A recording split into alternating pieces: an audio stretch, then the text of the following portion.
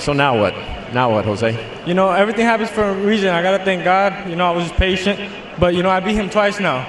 This was the title eliminator, you know, and I want to fight for the title. So Tank Davis, let's get it on, man. Let's give these people a great show. You think you're ready for that? Sorry? You think you're ready for that? I think I'm ready, you know.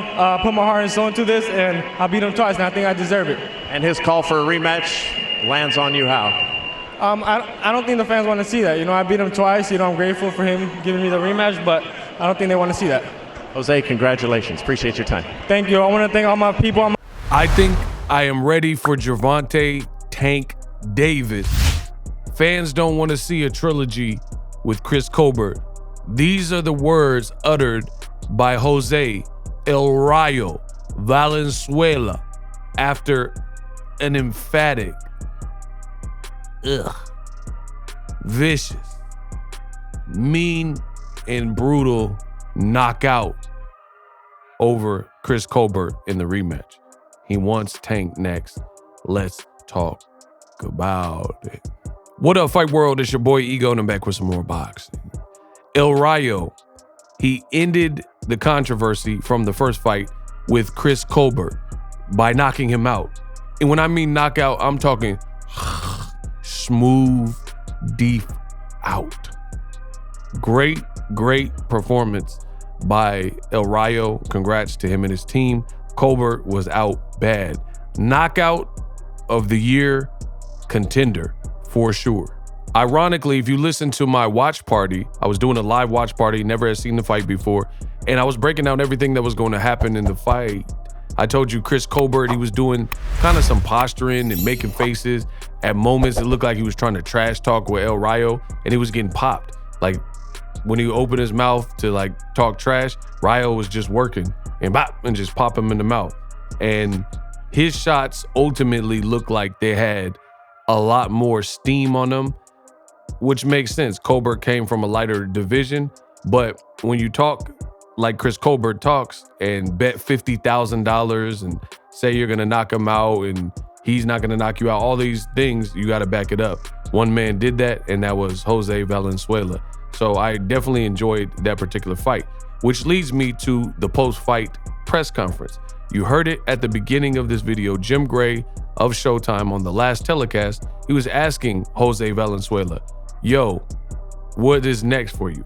Great knockout, crazy knockout. I mean, you can't take anything away from the knockout. The knockout was crazy, right? So he's like, what's next? What's next? And he says, I put this to bed. I beat him 2 times, which I agree with because I don't think Colbert even won the first fight, despite what the judges was talking about. And we've seen this in boxing before, where a guy truly wins, but the judges are on some BS and say something else. So he says, with that, I feel like I'm working my way up the rankings. I put this to bed, crazy knockout. And this is what people don't understand. The fight with El Rayo and Chris Colbert was a WBA eliminator. And you guys know what an eliminator means. Who has the WBA belt? Tank Davis. So that's why he's barking up that tree and calling him out. He's saying, yo, this is my opportunity to fight Tank. I feel I'm ready for it. And here's the funny thing. I love my job because I know none of you are better than me at my job. So when it comes to Gervonta Davis, he gets a lot of hate. What can I say? When you're the face of boxing, you're going to get the hate. I get that Devin Haney is a big fight. I get that Devin Haney and Tank is a fight that many people want to see, including myself. But the funny thing is, the Tank hate is so out of this world where people say foolish things knowing it doesn't make any sense in the world of boxing. That's where I step in. That's where Ego's voice comes into play. There's a lot of people who said, oh, you know, because Devin called him out and Tank is going back and forth and entertaining it. There's some people who are saying, oh, Tank, he has no options, he's cornered and all this type of stuff. We shall see. We shall see. Because the way I see it is completely different than the way some of you guys see it. People are saying, oh, nobody wants to see Tank versus this and that. I guarantee you, no matter who he fights, the numbers will be what they've been, which are great numbers and attendance and stuff like that, even if he fights El Rayo. And it's so funny to me because people are gonna say, "Oh, ego, you don't know," and all that. Okay, we'll see. Whether it's Devin, RAYO, whoever. Because here's the thing. Amazon Prime just did a brand new deal with PBC. I don't know I don't work for PBC, so I don't know their next moves and all that type of stuff. However, one can deduce that that's a big deal, right?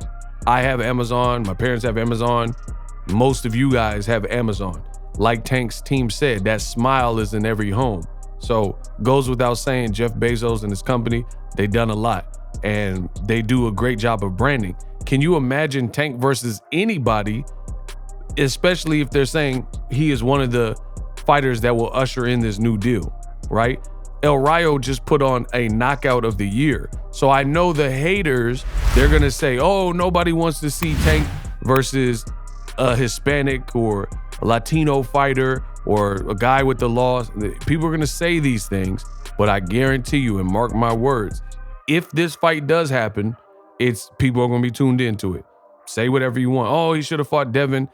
Again, Devin and Tank, great fight. Hopefully they can make it.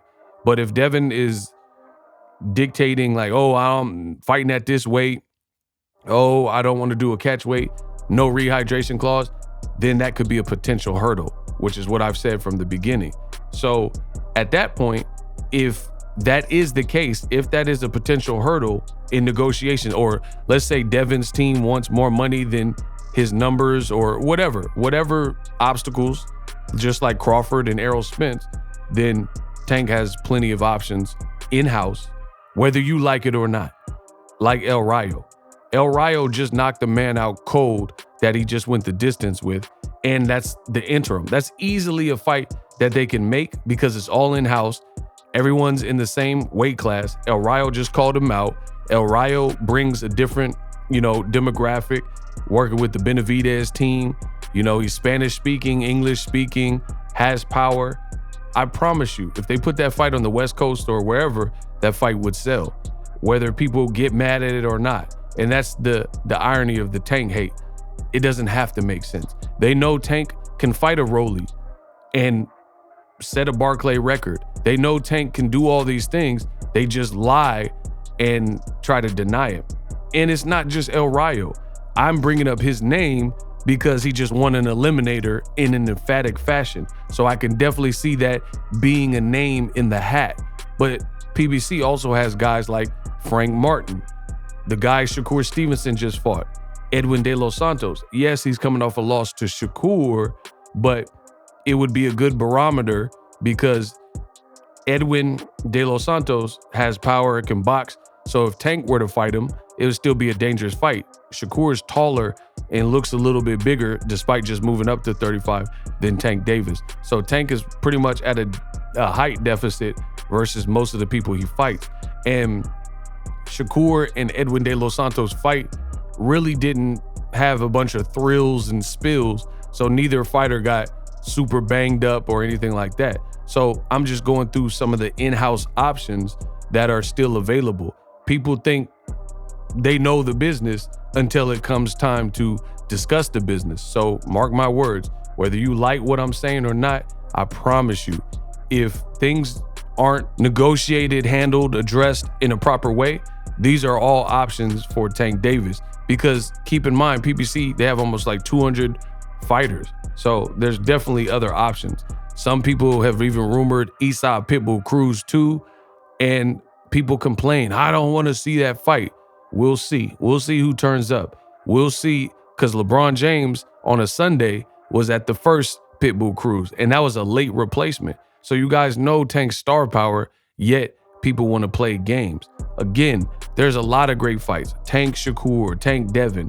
But for me, the way I see it, certain fights are easier to make. Doesn't mean it's impossible to make the other fights, but Shakur's with top rank. Devin, I believe he has a little bit of flexibility. But here's the thing. We never really hear about Devin Haney going to PBC. When Terrence Crawford was the top rank and he was kind of like the black sheep, you had a bunch of channels and a bunch of people, and they urged Terrence Crawford, hey, go work with Al. Go, do a deal with PBC. to this point, the Haneys, they've done deals with Top Rank and Bob Arum, worked with Eddie Hearn twice.